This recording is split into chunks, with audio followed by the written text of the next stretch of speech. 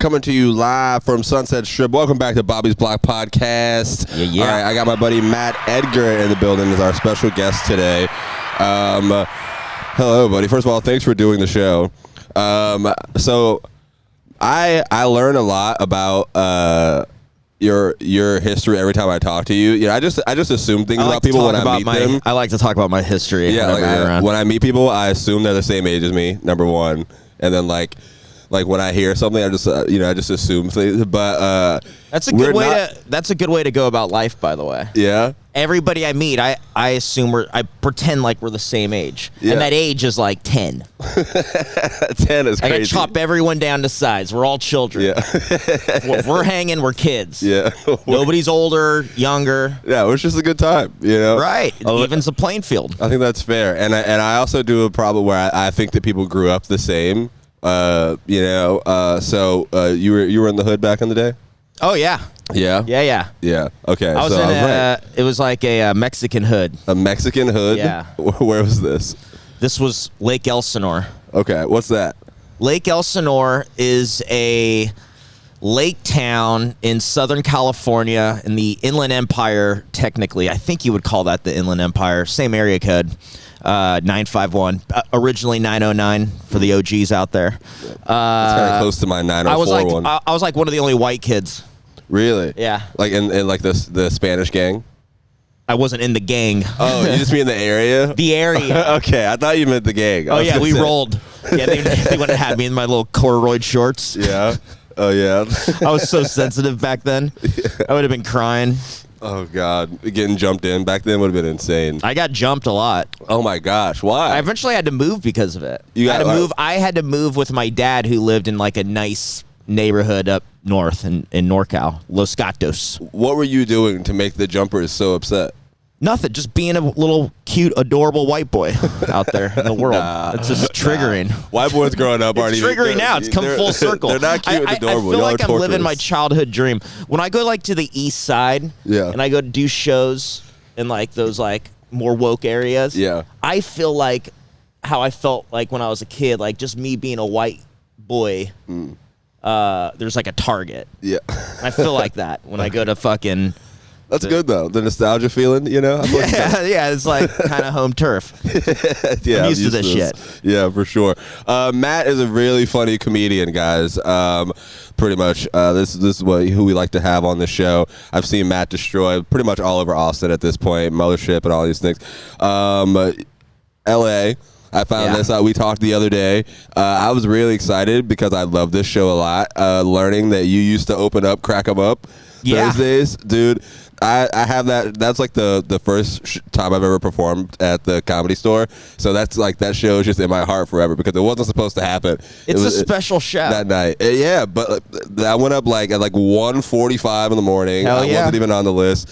I was just there, and Nichelle and CP, kind of threw me a look, so shout out to them. And then you told me that you opened it up back in the day. The show's been going for like 30 years, by the way. Yeah, I mean, the show's significant at the Comedy Store. It's like the only outside promoted show that Mitzi, like, it is like documented that before Mitzi died, she's like, never get rid of this show. She protects Crack 'em Up. Yeah. It's like the oldest. That's amazing. Between that and like the Ding Dong Show, those are like some of the oldest shows at the Comedy Store, and they take place in that belly room. Yeah. And but anyways, yeah, it's a black show. It's on Thursday nights. I used to park cars at the Comedy Store. Really? That was my tiny ass parking lot in the back? Yeah.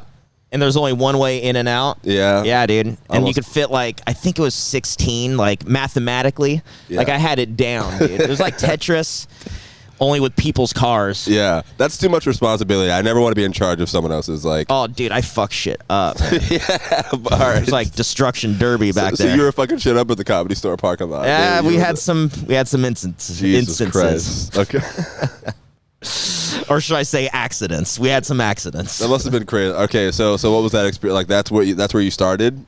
Yeah. Well, I was a door guy. I started as a door guy. And then, and I worked all of them. I did the cover booth.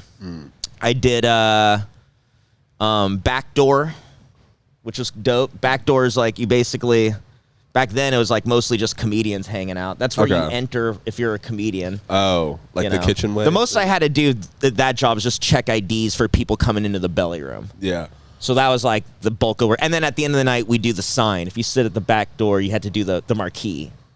Like, so that got a little letters on there? Yeah, and you get the ladder out and you put it up. That's pretty. All right, that sounds like the funnest part. You spell it all out in the office. Like you take all the letters and you spell what you need. Yeah. And then there's a technique about going up there, taking them off and replacing the other letters in. And you're up there and it's kind of scary because it's like, I mean, it's probably like 16 feet. Yeah. I mean, it's pretty high up there. You know, like on the side of the road? Well, you know where that sign is. Oh, up the hill? So if you can imagine the Comedy Store and that white marquee that pops out. Yeah. Yeah, so you're up there and like people are walking out of the Comedy Store. It's Sunset Boulevard. It's the Sunset Strip. There's a lot of people walking by and you're just up there and if anybody bumps in the ladder, like that's enough to paralyze you. Yeah, that would be fucking horrifying. Yeah, it was pretty horrifying. You don't really have a spotter if you're lucky. Like maybe the front door guy if he's not smoking weed in the back. Yeah. Maybe he could like hold it for me. But no, dude, that was it. And then but I would work on Thursdays and Tuesdays, both the black nights. Trippin' on Tuesday was my favorite show ever. Okay. Like, it was my favorite show to work. I demanded I worked in the lot on that night because that's when I would get. This is great, by the way, for Black History Month information. This is a great episode for Black History. They're gonna love you then. Yeah. This is Trippin' on Tuesday was ran by this guy Drew Tillman. Okay. And he's a great dude, and he put together this really cool show that I would say was the hottest show in LA for a moment in time. Like no doubt, dude. I mean, this was stand-up wasn't that popular in the mid 2000s. Really? No. That's interesting. No. I feel like that's when I was watching a lot of stand-up then. Oh yeah, like, yeah. I mean, when I was getting an interest for it. Yep. I mean that like it was happening. It wasn't not happening. It just nobody knew about it. It felt like a secret. The Comedy Store felt like a secret because there's these great killers, and they would just like it's way funnier than anything you'd see on TV. But there's barely anyone in the audience. Okay, all right. Now all those guys like that were paid regulars when I was a door guy are like they're all famous. Like they're all the biggest comedians that there are right now. Yeah, when you at the time that you were saying like I'm telling you, like they're all like selling out arenas now. But it was like just a few people, like 20 to 30 people, 40. I mean, these were bad numbers back then. The rule was you couldn't even start the show unless there was more than 6 people in the room. And sometimes we'd have to start late because like. There's like 3 people, 4 people. I mean, I've experienced that at some point, like here, you know. Yeah, like, here, but that used to happen at the Comedy Store. Yeah, that's pretty wild because I feel like my whole life that has been in my head, it's just been the biggest thing in the world. Exactly. Like, I've only been there.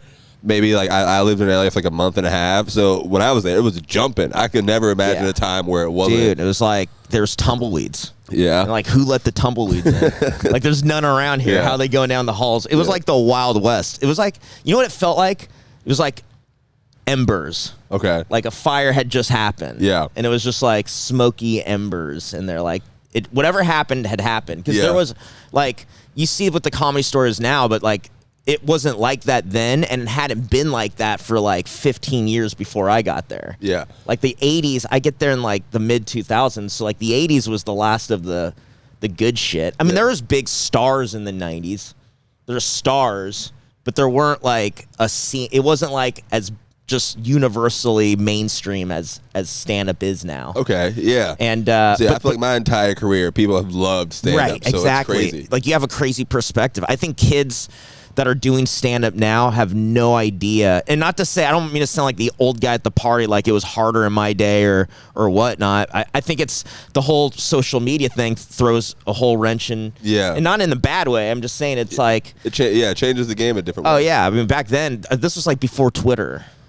Like so you were doing this before, like this was all like a. I was like at the end of like the best gig you could get would be like a late night, like, Tonight Show. Yeah. And that wasn't even that was dying, you know? Like, I think they gave out just a little bit, like a few HBO specials a year, and those were usually the most famous guys that had already had them anyways. Yeah, okay. And there was Comedy Central half an hours. And that was like it, dude. There's no other way that your stand-up's going to be out there. Now you could just publish it, you know? But anyways, so it was dead back then. Drew Tillman somehow, like, it was a packed out show. Trippin on Tuesday every Tuesday, and it was insane for like what felt like it felt like for months. But I talked to Drew recently, and he said it was only like a month. But Earthquake hosted it. Yeah. Oh, that's pretty wild. And he would kill harder than anybody else. Yeah. So it was like all about when Earthquake was on. So imagine the host being the star of the show. Yeah. And the other guys. But I got into like some of my favorite comedians from that show. And because they weren't even paid regulars, it was an outside promoted show. So different guys would come in.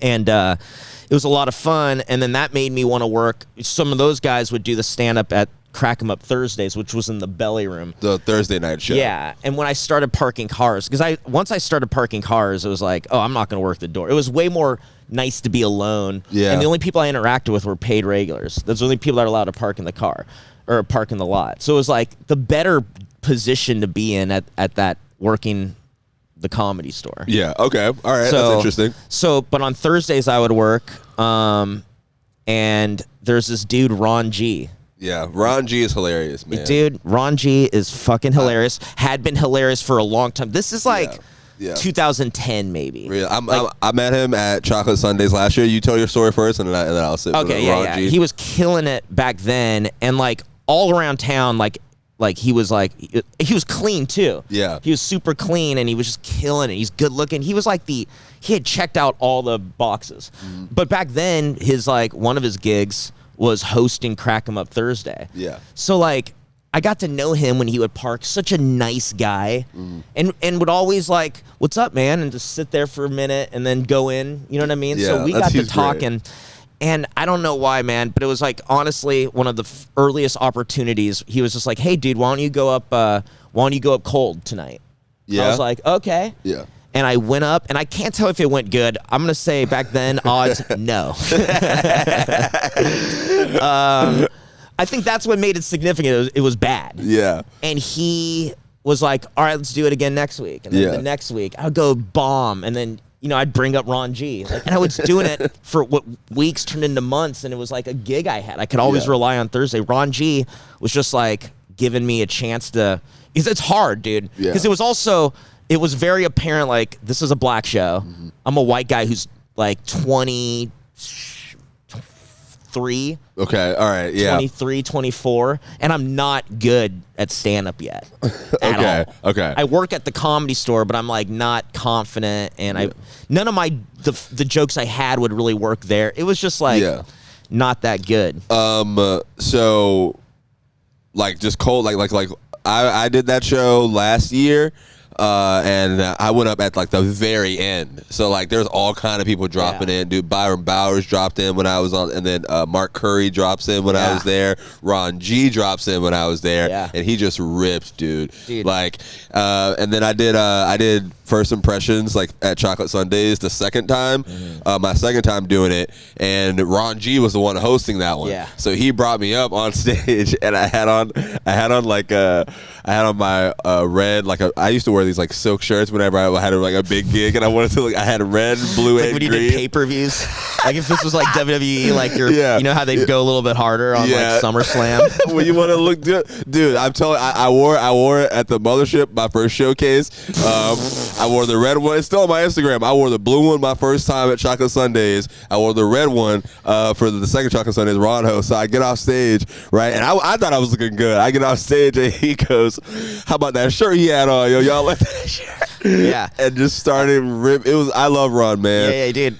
It's funny because like I've not seen you wear that shirt. That means you haven't had that kind of gig out here. So it hasn't been like that. I've had it once. Brian Holtzman put me on Holtzman and Friends, and that was my first big showcase. That coming on. So, dude, of course, fight, man. It's on the. That's my only picture on the Mothership right now. Big night. That's fight night. It's a big fight feel. Yeah, but damn, that's crazy, man. I love hearing.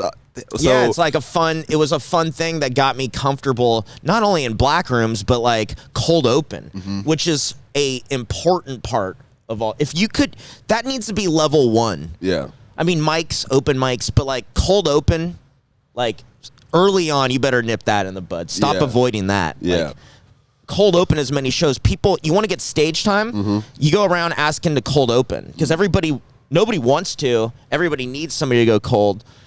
And at least back then, it felt like a sacrificial lamb. Yeah. But if you could learn to start a show, you could do anything in stand-up. Yeah. I mean, that's the hardest thing to do, like get it going and not being like. I love it, dude. Like we're starting to do the road a little bit. Sometimes Cam will take me out, and I always go first. That's my favorite part. Yeah. Like I don't know. I've probably I had to do it in front of Busta Rhymes one time. And he was like my favorite when I was in 7th grade. First of all, Busta Rhymes is the funniest person that you can look out at a comedy show and be like, "What the fuck? This is Busta." Yeah. I mean, it's clearly he's gigantic, and he was up. If you remember the belly room, like there's that tier where you could sit right there, and like on roast battle, it's like where the judges are like. You know, it's like you could put your drinks up there. Yeah. Anyways, he took up like he was in the middle, but there wasn't much room around him, and that's like a big. Yeah, dude, he's huge. And after a while of doing this show, I did start writing black jokes. Yeah, what do you mean by that? Work. Yeah. Well, there's more joke. I started. Since I had nothing and I would be bombing, through the bombing, I would learn a few funny things to say to this room every time. So I would start writing. I kind of knew. It started to turn around. I started to learn how to do it, you know? And so I had a few of them. I had a few, like mostly Boys to Men jokes. It was my favorite group. Black people love Boys to Men. Dude, it's my favorite. They laugh because I would be like, it's my favorite band. I love those. Dude, they need to like put them in Warped Tour and shit. That's really good. And I saw Boys to Men. Like I love Boys to Men. It was my first CD ever was Boys to Men 2. Okay. My mom got me a Discman for Christmas, and she got me 2 CDs, Boys to Men 2 and Janet Jackson Velvet Rope. Jesus Christ. And that started my whole music. It was like 90s R&B. Yeah. Like this is why you're such a cool dude. That's why I'm so emotional. Yeah. Dude, I mean, the first time I had sex, I brought a candle. I made love to her. You understand me? Yo, honestly, that might be a bag now, yo. I might have to steal that move. Whenever I know I'm gonna have sex, just bring a candle. Bring a candle, man. Come on, don't be disgusting. What, are you fucking just like with lights? I like lights. Everyone likes lights. No, a candle, that shit. They feel more comfortable. Yeah. And it does feel like late 90s, mid 90s soul. Like, you know that candle? I'm thinking. It feels like love. See, you're thinking of like a romantic candle, probably. I was thinking like the Game of Thrones candles that you walk in with, the lighter room. Now I realize you have like some guy holding it for you. Some guard. Yeah. I don't mind him. He's our candle guy. Yeah, okay. He's seen it all. Yeah, but honestly, I like that though. So you started writing, like your jokes started like working in that room like that? Like you were just writing different? Yeah. I was writing different. And but I had a few zingers that I was kind of confident in. And one night, Busta Rhymes there. I'm like, "Ooh, I'm dusting off the Boys to Men stuff. I'm about to make Busta Rhymes laugh." Yeah, cold open. Yeah, he sits down, and it's like kind of not that packed, but there was like some people in there, and the Boys to Men it was just falling flat that night. I couldn't get a rhythm. They just wasn't sounding right. I didn't have the balls behind me because Busta Rhymes took him from me. Busta really. Busta's that scared the fuck out of me. I couldn't. I'm like telling these like Boys to Men jokes and looking at him a little bit, and he's just like, dude, I've never seen an audience member look like they have a headache. Like he was just like putting his hand and he was just like holding his head up, and I'm the first guy. Yeah, this is great. Yeah, and Ron put me up again next week. Yeah, he let me fail. Yeah, shout out to Ron G, man, a real one. And he's like all this time. So like maybe 2 years after that, I get passed at the store. Yeah, and Ron G, somebody I looked up to back then. He just got passed like months ago. Yeah. So look at how the scale. Yeah. Everybody's so worried about getting into a club. Yeah. And like I'm one to talk is like I was 25 and like it was easy for me, but just I think I can speak on this just because I know what it's like to be on the inside for so long and then come and be a part of the mothership and all that. Like everybody wants to get in, and some people are scared that they'll never get in, so they try to get in because they're scared that they won't. But Ron G never really tried to get in. He had a gig there. I mean, he was there every Thursday, at least doing the belly room. And I think they'd throw him up for the friends and family stuff. Yeah. But like, just through time and going out and being a headliner and booking TV stuff and like just doing the Ron G thing, I found out he got passed, and I was like, I mean, yeah. Like, finally. Oh, wait, he was in the last post. That was like a no-brainer. When he got passed, I felt like that's such a good pass on Emily's part, and that it made me trust the whole system. Okay. Because I knew how long overdue that is. It was a no-brainer. Yeah. And now it's like I see pictures of him there, and I'm like, it's that kind of, like, I feel like I'm missing out on that. Like, it would be fun to do stand-up around Ron G at the store now, dude, after all these years. Honestly, like, that's how I felt when I was there. Like, and I've only been there. I was hanging out with Ron G. CP showed me a lot of love. Chris Powell, and just hanging out with them, watching Tony Baker come in, and Tony Baker was on My Chocolate Sundays. Yeah. And then Dino Rollins ends up being the headliner, and bro, like, I'm in the pictures. Like, yo, like I was on that same show on that big ass lineup, and just that feeling, bro. That's what I do miss. Like, I'm not in over there. You know what I mean? I'll get on the mic sometimes, and like Brian looked out for me and put me on that one show on his showcase, and that was huge. But like, that's something I do miss, where it's like that energy is just different, dude. Those guys are really, really just a different thing. So you coming up around that is kind of, I really had no idea that you knew all of them. Oh yeah, this is insane. Yeah, I mean, I would say that, like, there's things I saw on Trippin on Tuesday, especially because I would actually go in there, especially when Earthquake hosted. I would watch all the time. I would let the cars like pile up, dude, and like Earthquake's hilarious. Yeah, man. dude. But dude, I had also one of the worst nights of my life on that show. Yeah. Like Ron G, or not Ron G, so Drew Tillman. He's a great guy, produces great comedy shows, manages some really great comedians, just an overall, and he's been in the scene for as long as I mean, he was like established when I got there, and he's just this producer, manager type dude, but he's really cool. And he's just kind of a father figure. Like, he's like a mature, I always looked up to him as like, that's a man. That's a fucking, he kind of reminds me of my dad, but if my dad put that energy into comedy, right? Or producing shows. And you met him when you were like, what, 21. 20, okay. Because he would work, Tuesday was his show. He'd come in, same thing as Ron G. He'd pull up, and he'd lean on his it was like this like purplish, like violet or maroon. It was maroon. It's maroon, like Mercedes. And it was new, and he would like lean on it and just talk. We would talk.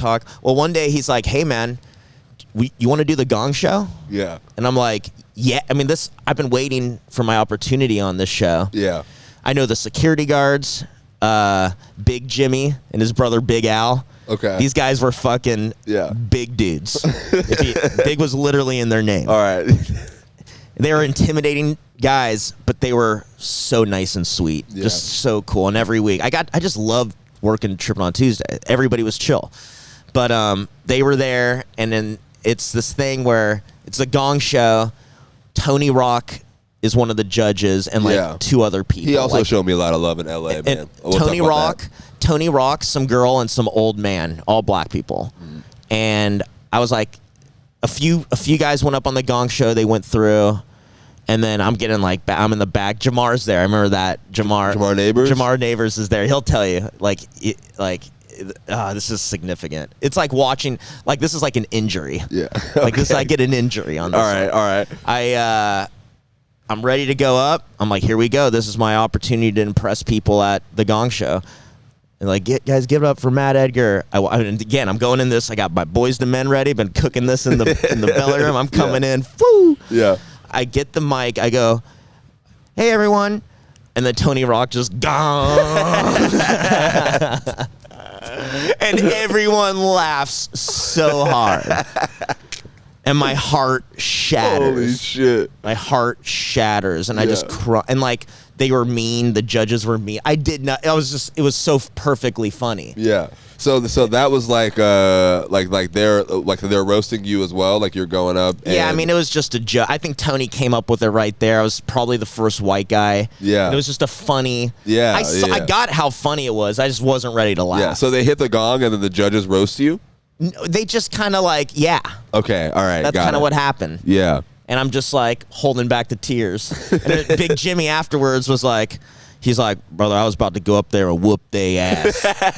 That's low. Thank you, Big Jimmy. That's actually real low. He's like, it looked like, I'm like, how did it look? And it looks, he said, it looks like they hurt your pride. He said, hurt my pride. I was like, that's exactly. Yeah. Okay. So how'd you recover from that? What was next? That was on Tuesday. So I don't know. I probably had more spots. It's always just another spot. Yeah. So you didn't have to like how'd you get past? Like there was like an audition set up or anything? No, I think for one, like when we all started, it's weird how many comedians started at the same time. There's a class. Yeah. And some of us got jobs at the store. I was one of them. Tony Hinchcliffe was there. Sandy Danto, Benji Aflalo. There's just some other guys that got jobs there around the same time, but all the other kids in the scene were like around and coming there all the time and doing and we're hooking them up on the potluck because we're making the lineups. Like there's people like the scene was coming together or that class was coming together, and I was the worst. I was the worst door guy comedian that there was. What do you mean by that? Like in terms of I just had no confidence and no real sense of self. Okay. Early on in your career? I was a child. Yeah. All I had was a few years of improv lessons. Okay. I was 21, and as soon as I graduated high school, I was 18 and started taking improv classes. But it didn't matter. I was still bombing all the time. And then the older guys would like heckle me and kill it. Yeah. This guy, Ryan O'Neal. You know Ryan O'Neal? No, I've never. He's super funny. Anyways, he would heckle me from the back and just kill. And I'd be standing. It was like standing naked. Like while you were on stage? Yeah. Oh, dude. And he'd bring me up like, all right, we call this guy the bathroom break. Yo, that's crazy. I would be pissed, yo. Yeah. I would actually be pissed. I thought about, like, I wanted to beat him up, but he was way bigger and knows martial arts. I think he was like a black belt, or he was like a trained martial artist. Yeah. Like, he would have fucked me up, too. Yo, so there's no way. We call he might have been like 10 years older than me. The bathroom break is crazy. Dude. And like and then shred me from the back, and then when I get off, like, oh, I'm sorry guys, you'll never have to see that again. Like it was funny from start to finish. Yeah. At my expense. But after a while I got used to that, and I think maybe took a little PTSD from it everywhere I went. And had to think of like ways to like get out of bad situations. And somebody one time was like, dude, you're really good at bombing. Yeah. And I was like, I am. Like, that's when the laughs would start. Yeah. When I'd start bombing, I had nothing else. Like plan B, like plan A wasn't good. There was no plan B either, but I'd have to start a plan B. And that like adjustment of like, it doesn't matter, it's all right. It was mostly making fun of how bad it was going. Yeah. Came out so fluid. You were just, all right, so like natural, and it would just turn the whole room around. And I was like able to start getting laughs. And so I would always like, all right, you got to go up there with the bombing mentality that it doesn't matter.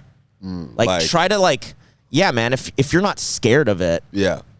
This is all mental gymnastics to make you less scared. Yeah. You know? Like you have to like find a way to turn that nervousness into a better energy. Okay.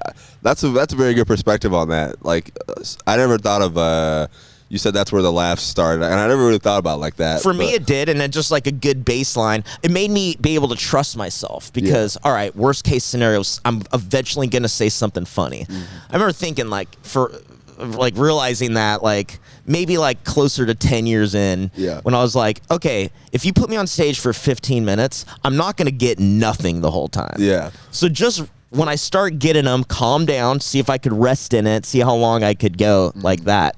And that became my approach.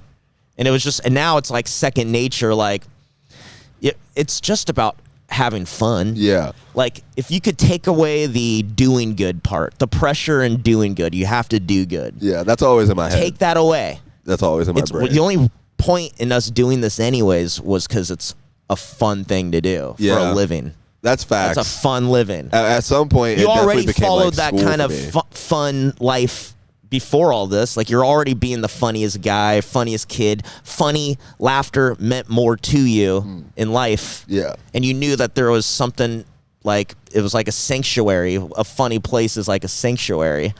So of course in your adult life, you're going to be in that, you're going to put yourself in that world.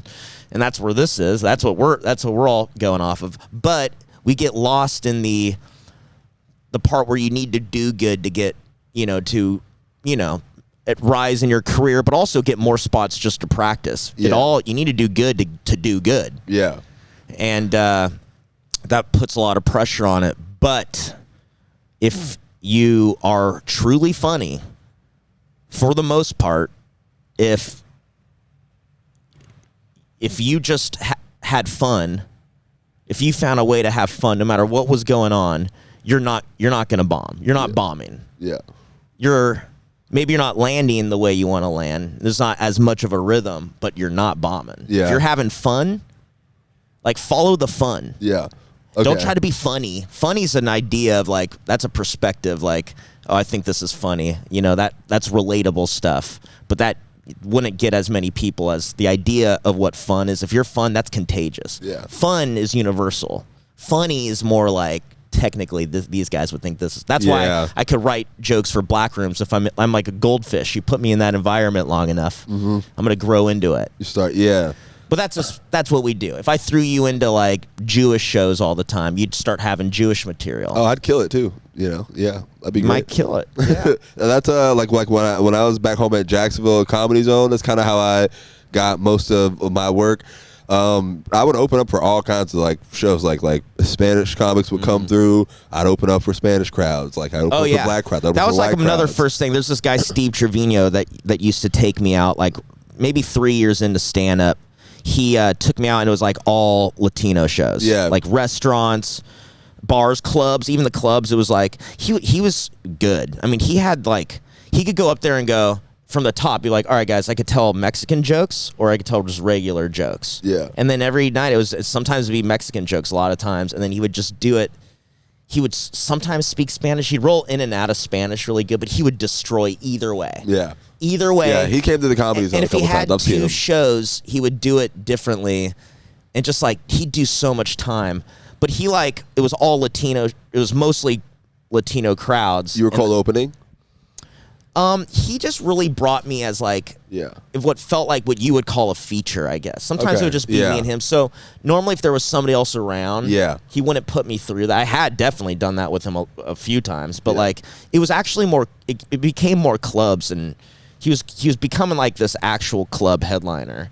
He had probably already been. He taught me a lot though. Taught me a lot about the act as a whole, how important the entire act, like not just the one joke. What are you saying? Like relating. He was very good at relating.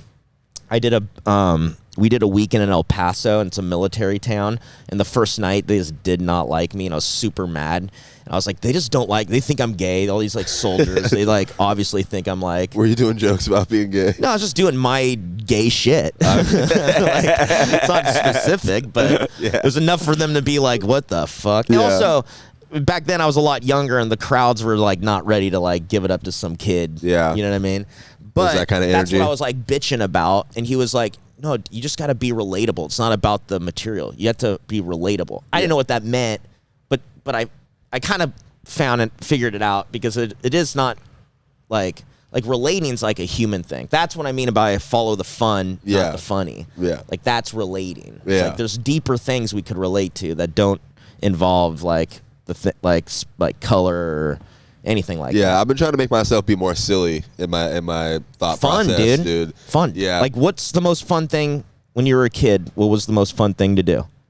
When I was a kid? Yeah, I have an answer. I have mine. You tell me yours. Dude, we used to play we used to play like football in the playground, but none of us had footballs. We would just fill a Gatorade bottle with the mulch that was there. So playing that was like, dude, yeah, just playing, yeah, playing around, playing with them. We're playing. My favorite is sleepovers. Yeah. Oh, dude, that's sleepovers. You get you get your friend's life for a night. Yeah.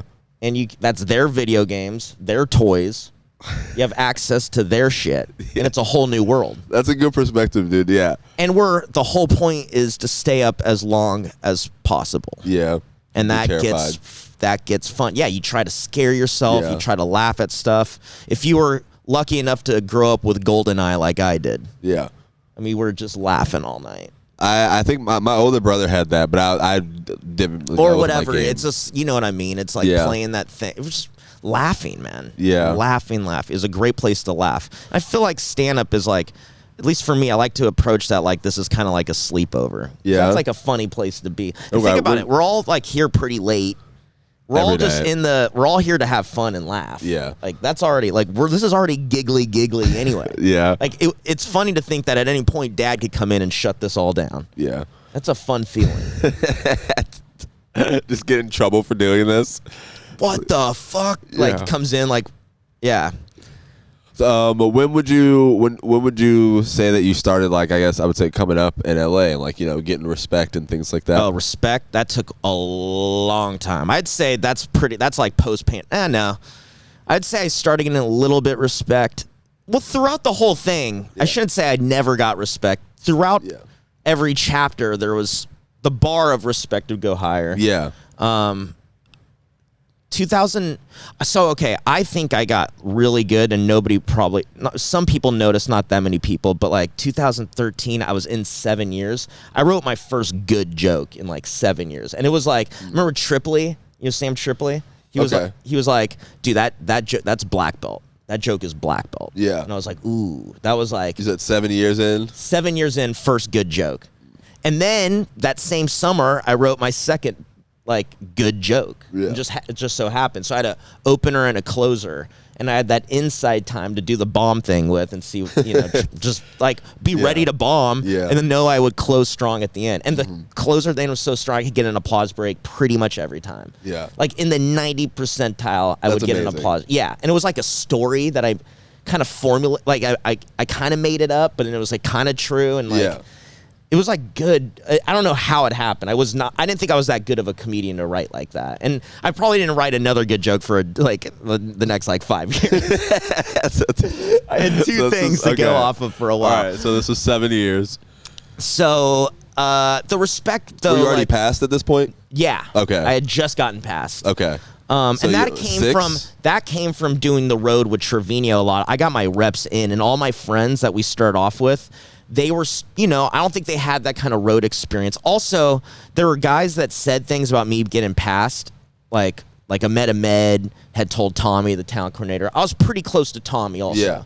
I mean, Tommy loved me. The talent coordinator loved me. I loved him. He was like warm. It was like a scary world, but he was like a safe place. Yeah. Like I loved him. And there's this chatter from some paid regulars, and that he kind of like, I told him, I went in, I Oprah'd this shit. I went in there, I said, in a year from now, you're going to pass me. Okay. I don't even think he remembers. Yeah. But yeah, that's great. I mean, I said it to his eyes. I'll do that. I don't know. I mean, I want to try that shit. I knew, though. Yeah. I knew. You inspired me. I knew. And then a year later. Yeah. February 14th, 2011. Yeah. Jesus. 2011? Valentine's Day. Okay, so first of all, that's huge. Congratulations. That's a very exciting story.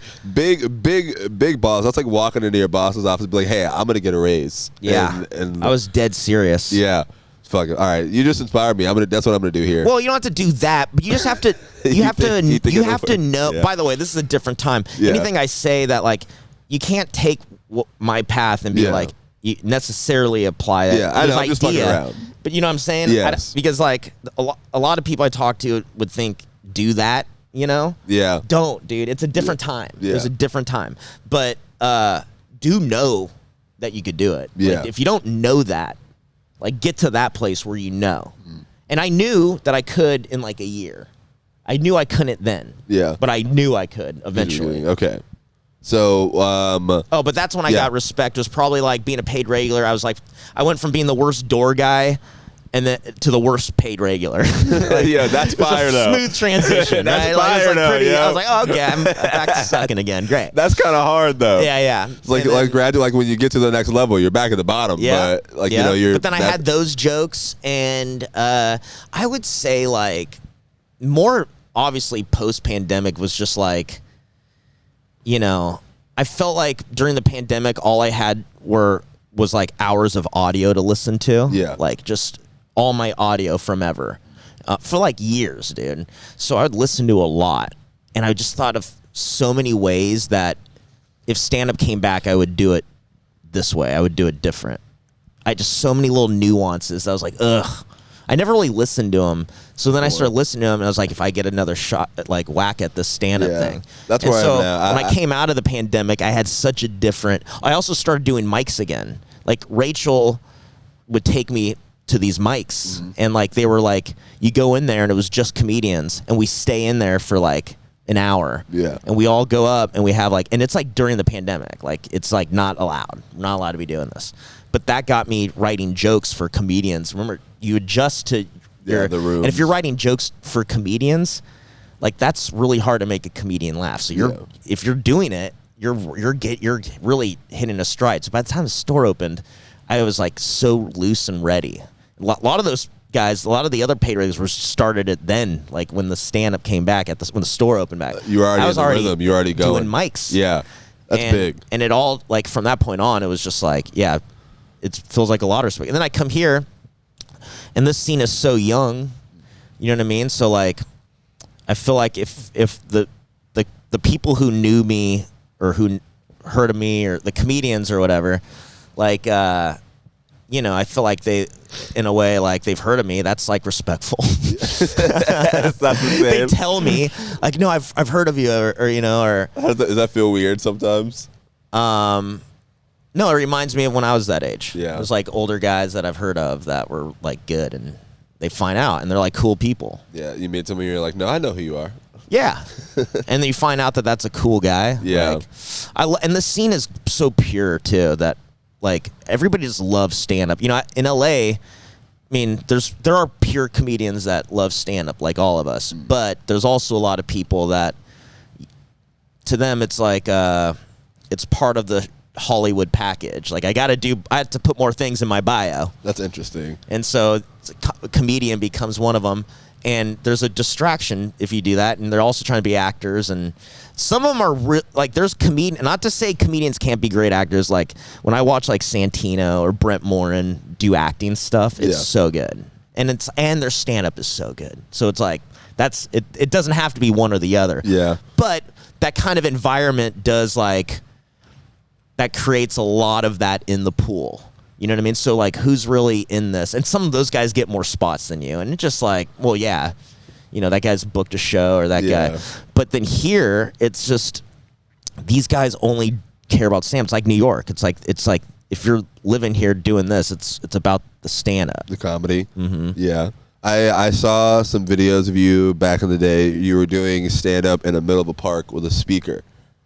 Yeah. That was during the pandemic. Yeah. Yep. That was one of my favorite things that happened during the pandemic. Do you just stand outside and set up a speaker? And then I didn't do it. Somebody else did it and booked me. That was a public park in Los Angeles, like downtown. Yeah. And they had a mic and an amp. And the dude was it Al Jackson? I forget who booked that. My bad. Remind me. But it was this really cool guy that I don't know, he came out of nowhere, hit me up, and was like, hey, can you do my show? And I was like, I would do any show right now. Yeah. And I went, and it was fun, dude. And there was a great video it was the first video I posted to TikTok. The first video I ever posted, I had like 13 followers, and it got like, that day, like 70,000 views and like a bunch of followers. From that park, yeah. This was some stupid thing that I agreed to do, and that's insane. I felt stoked because I hadn't been getting up, and I'll do a park, fuck yeah.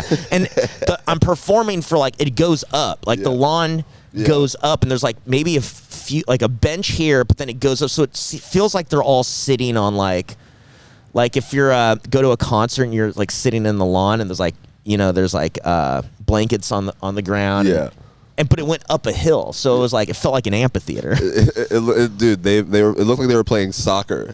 They were. Yeah. One time the ball comes in and I show them what the fuck is up. Because remember, I grew up in a Mexican neighborhood. I could kick a fucking ball, dude. That's the video. I was like, in the middle of a joke, a ball just comes flying in. Here we go.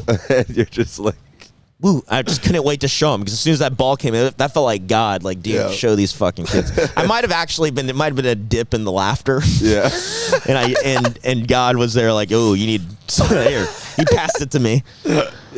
And I just like smoothly, boom, kick it right back in. I love that video. It just shows off some mad skill I have dormant in me that nobody knows about. Yeah, I did some stalking of you to get ready for this. I appreciate that. Oh, man. Matt, listen, dude, I think your story is beautiful. I think you're a really great guy. When I first got here, you and Rachel were like literally the first people to like, welcome me in. Y'all are the first people who I kind of like ran into. I appreciate you. Like we were? Yeah. So like we probably got here at the same time. I moved here September 15th. You came here. I visited for like a week. Yeah. Right. I came here after you. Yeah, yes. Y'all were already like living here and everything. Oh, I thought you were already living here. No, man. I got here September. I was about to move to LA. I was going to move to LA in like June of last year.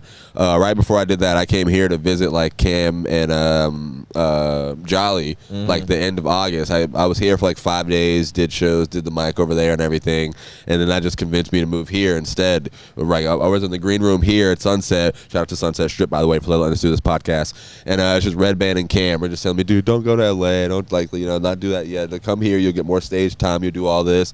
But yeah, that's what I really wanted. That. Yeah. Like the stories that you were telling earlier, dude, I'm like, damn, I'm missing out on shit like that. You're having those right now. Yeah. No, you are. You don't realize it when you're having them. But because I'm in it, and I'm thinking about the other place. Yeah, exactly. I may have not appreciated it to its fullest. I mean, I did appreciate it, and I did know, and Tony Hinchcliffe was also very like we would look at each other just, I can't believe we're here. Yeah. We loved it. We loved the whole story. I remember, like Tony was like, I took my first shit at the Comedy Store. And he said later that night he threw up there, and I also threw up at the Comedy Store the first time. And that being the first time, like that kind of significance for the first time of something at the Comedy Store. Yeah. Like we knew how cool it was, but every night for 4 years, that's where I was, and I was working. It was grueling. I was being disrespected. I was having horrible, like the Gong Show. I was having bomb in front of Busta. Like there was like, it hurt to the point where it beat the fun out of it. And it was hard to get that back. Yeah. I lost my smile. Yeah. I was similar. Not as bad as that. I didn't bomb in front of Busta Rhymes, but I did a show that I really cared. It was like a great lineup, and I was like, I'm gonna fit in. I'm gonna kill this. I bombed so hard, dude. And then the dude after me went on stage and then talked about my bomb, and the crowd was going crazy. You got to. I was like, oh, this hurts. Yeah. This fucking sucks. Yeah. Well, that's good, because that's how you don't do it the next time. Yeah. What would you say is the most exciting part, of your journey so far? Thing that you enjoy the most? I'd say right now. Yeah. Yeah, dude. Being in Austin. This is the best. Hanging out with a bunch of young guys that are glad to be there. LA's a very old and hardened scene. A lot of bitterness. It's also, you need that, and it's a great scene. It's like one of the best ever. I love it. I'll be back. It's my home.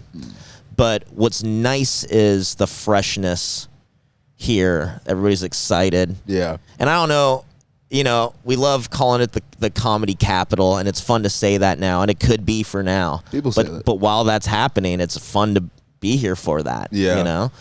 And I think just creatively, I'm way more active, like here than out there. I'm like, because I'm like, out there you wouldn't know when you get to go up again, I would know, like I might get like a store or a spot or two at the store, but other than that, it's like getting up wasn't as easy as it is here. So like when you write a joke, there, it's like, I don't even know when I'm going to say this. You lose the motivation. Yeah. And then by the time you get up, it's like, what was that thing I was thinking was funny earlier? Yeah. Here, I'll think of something funny, like, I'm going to say that tonight. And I go up and I say it that night, and I get that, like, ooh, that feeling of writing a new joke. Yeah. It goes sex, new joke. Sex, new joke? Damn. All right, I don't know. Sometimes new joke. If it's a fire one, if it's a new, like when you write a new closer, you're like, oh yeah. And then you fucking old opener. God damn it, Mat Edgar, man. I love you, dude. What do you have coming up? Do you have shows? Do you have dates? Where can people find you? God, you sprung this on me, man. I gotta go into podcasts with that already. Yeah, ready to go. But just follow me on Instagram. Yeah. I can't think of that right now. But at Mat Edgar. Matt has 1 T. So if you just write 1 T and then go Edgar, you'll find me. It'll be there. If you say Matt with 2 T's, you won't. And then I'm sure that's held me back a lot in this because my mom didn't know how to spell Matthew. Dude, I feel like my name holds me back. You have an original name, when you like when you do your special stuff, you can say Mat Edgar, and people be like, "Oh, that's Mat Edgar." Right. But my name, people used to Bobby think I was Brown. like trying to be like hipster about it. But that like, name. I'm not. No. No. This is a typo. This is not cool. This is rooted in stupidity. My mom thought. Oh God. My mom thought. I mean, my mom played it. Both my mom and my dad have a different story about why my name is misspelled. Yeah. My mom says that she meant to. She wanted it to be unique. Yeah. Okay. She went That's on sweet. to misspell both of her daughters' names. Okay. So I could believe that. Yeah. My dad says he remembers a time that they were at church and the pastor was like, turn to Matthew, whatever, in the Bible. They had to go to Matthew. And she gets about, she looks and she goes, it looks like they misspelled Matthew. It looks like this is a typo. Yeah. And my dad's like, I don't think the Bible has typos. It's been around for hundreds of years. Yeah, somebody would have found this. Dude, first of all, the Bible definitely has typos. We could find it if we look. But it's a big long your mom book, just your mom just did that to prove a point now. So she stuck with the from that point theme. She was like, no, I tried to do this. Yeah. Like, see, I know what I'm doing. Now I see my name misspelled everywhere. Yeah. And then I just go, well, I mean, actually they spelled it right. Like, I'm wrong.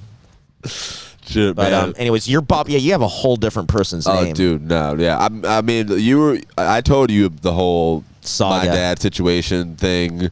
Yeah, that conversation, dude, just made I was like, oh man, this is great. This isn't as weird as I thought. You made me feel comfortable about it. Yeah, you guys man. were great. Yeah, but well, we can't. We don't get to decide like what we were born into. Yeah, you were born into being Bobby Brown. It's born into a Mexican neighborhood. Yeah, I would have had a whole different life, dude. If really. Me too. When I I wish I grew up with other white people. I'll be honest with you. Yeah. I got choked out. You don't even. People releasing the dogs. Oh my God, dude! What do you mean? There were dogs, man. Pit bulls, man. Pit bulls. What are you talking? Pit bulls in the hood. That's right. That's the shit. Got to outrun a pit bull. You know how you do that? You run into a stranger's house. Yeah, I was actually just fast. Hope they cool. The hope that whoever's house this is cooler than the pit bull chasing you. Be like, hey man, I understand. All right, this guy seems way nicer than that pit bull out there. Even with the gun, he's like, I see the guns. I'm just here, to get away. I'll be gone in like 2 minutes. You got to keep like bacon in your pockets, man. That's the thing. Oh yeah. Drop it on the streets. Yeah, you're right. You're right. That's. I would have eaten them if I had to bring them out in the morning. Like, oh, you mean raw bacon? Yeah, I'm smelling like bacon all day. What is that? Raw bacon in the pocket is crazy. Yeah. I don't know.